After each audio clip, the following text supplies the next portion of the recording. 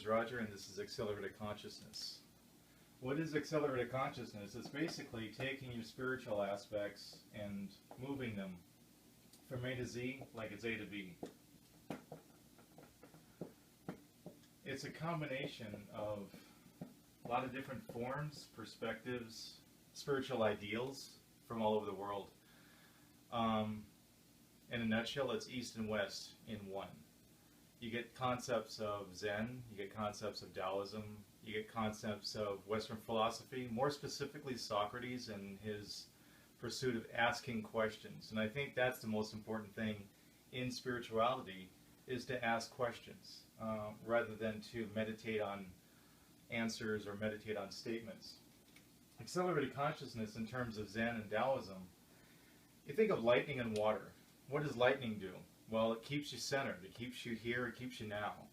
If lightning were to strike at your feet, where would you be? You would be here. What time would it be? It would be now. Taoism, from what I understand of it, it's a lot like water. It's very fluid. It has a very feminine feel to it. It's very soft. It's very gentle, very yielding, very receptive. So when we have these two together, yin and yang, we have water, lightning. So lightning, we strike. With water, the principle is to flow, to go with the flow. Because when you're in a river, you want to flow with that river to get you to where you want to go. If you try to fight against it, you're going to lose a lot of strength. The river, in time, will overcome you. Lightning, striking, both of these principles are found in martial arts, by the way. Strike and flow. When we move to the side, we're flowing with our opponent.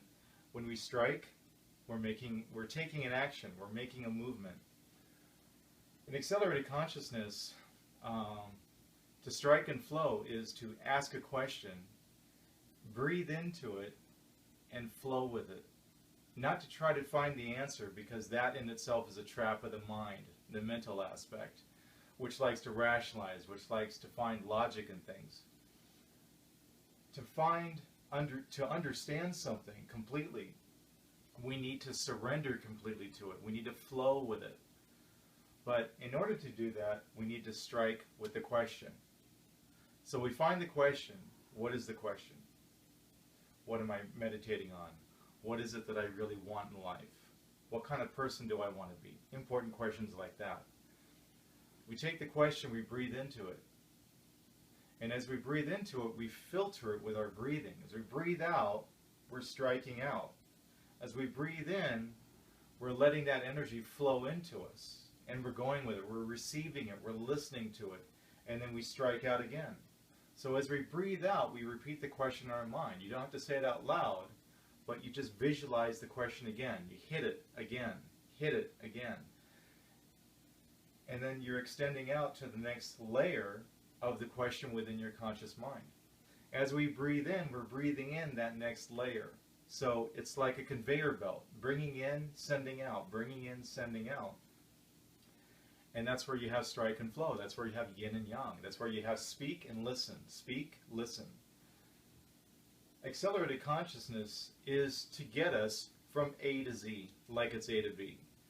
It's a compact form of meditation. Rather than just meditating on a thought and drifting with it forever, find out where it goes. Find out where it's taking you. Find out where it came from. Find out where it is, where you are with it, how it's affecting you. And that's the consciousness part. It's being mindful of what you're meditating on rather than just drifting. Okay? So the first aspect of accelerated consciousness is the breathing. You're breathing in, you're breathing out. Okay? So energy in, energy out.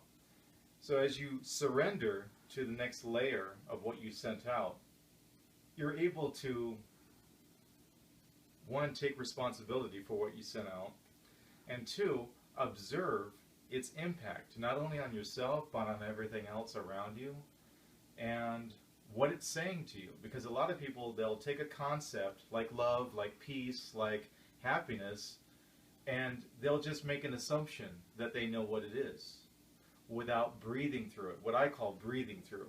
And breathing through is to use those concepts of lightning and water, okay, to send something out. Okay, what is peace? And you breathe in the next question, and you filter it with your breathing. Each time you breathe out and you breathe in, that's another layer of that question that you don't understand.